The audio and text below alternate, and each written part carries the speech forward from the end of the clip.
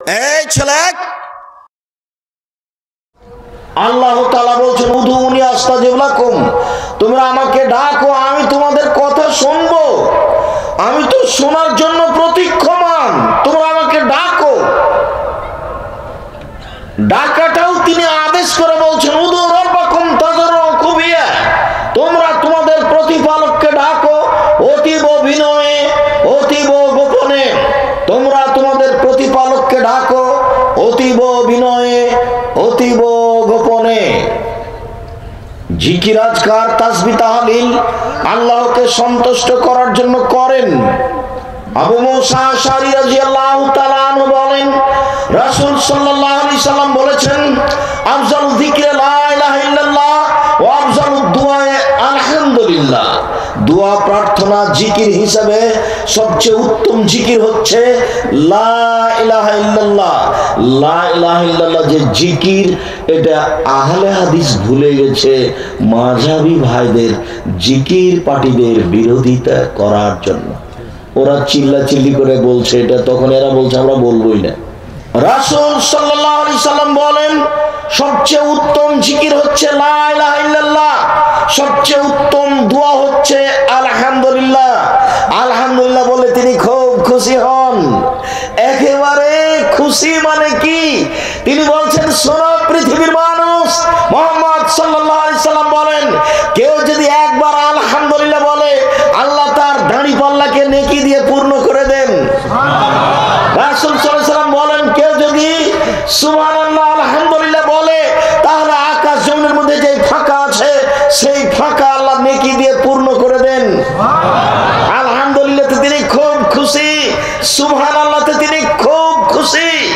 সম্মানিত দিনী ভাই বোন, জিকির আর তাসবিহ একটু একটু খেয়াল করবেন।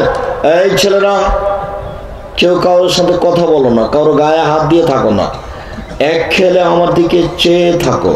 সম্মানিত দিনী ভাই বোন, যেখানে যে আছেন আপনারা গুরুত্বপূর্ণ কথা মনোযোগ সহকারে শোনার জন্য চেষ্টা করেন। আবু হুরায়রা রাদিয়াল্লাহু তাআলা আনহু বলেন রাসূল সাল্লাল্লাহু আলাইহি সাল্লাম বলেছেন মান কানা আখিরু কালামিহি লা ইলাহা ইল্লাল্লাহ ফাদাখালাল জান্নাহ।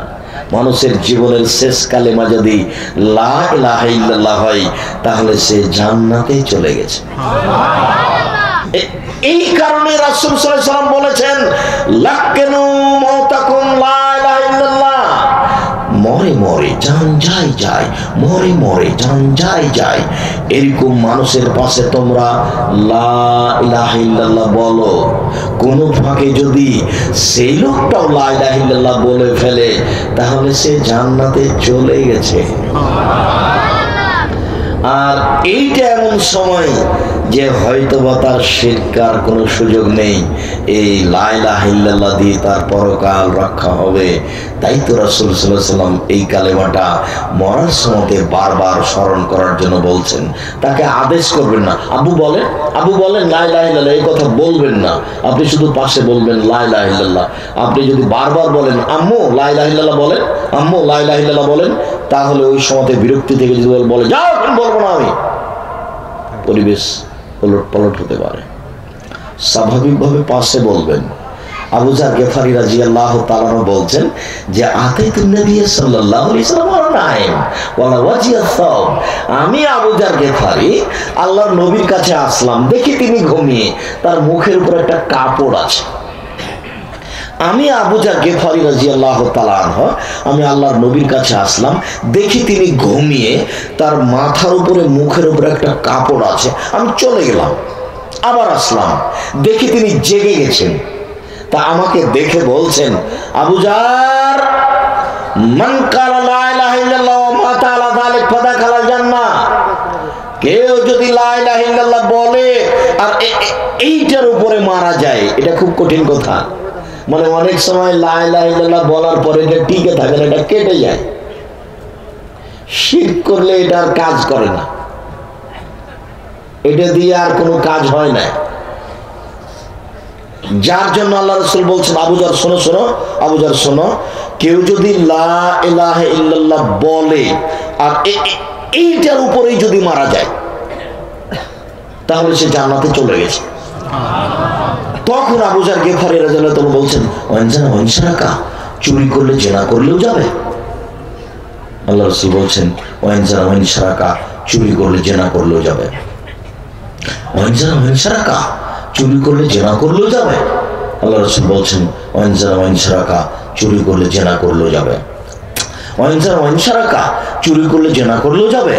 আল্লাহ রাসূল বলছেন ওয়াইন যারা ওয়াইন সারাকা, চুরি করলে জেনা করলেও যাবে। আল্লাহ রাখবেন আবুজার, আবুজার নাকটা মাটিতে মিশিয়ে যাক, আমি বলছি যাবে। আবুজার আপত্তি করার কে? আবুজার এইভাবে আমাকে বলছে কেন? সম্মানিত দিনী ভাই বোন, এখানে একটা কথা আছে। রাসূল সাল্লাল্লাহু আলাইহি ওয়াসাল্লাম বলেছেন যে লা ইলাহা ইল্লাল্লাহ বললো আর এইটার উপরে মারা গেল, এটা টিকে থাকে যদি, তাহলে সে ঠিকই জান্নাতে যাবে। এই কথাই ঠিক। জিকির, সবচেয়ে উত্তম জিকির হচ্ছে লা ইলাহা ইল্লাল্লাহ। সবচেয়ে উত্তম দোয়া হচ্ছে আলহামদুলিল্লাহ। আলহামদুলিল্লাহ বললে তিনি খুব খুশি হন।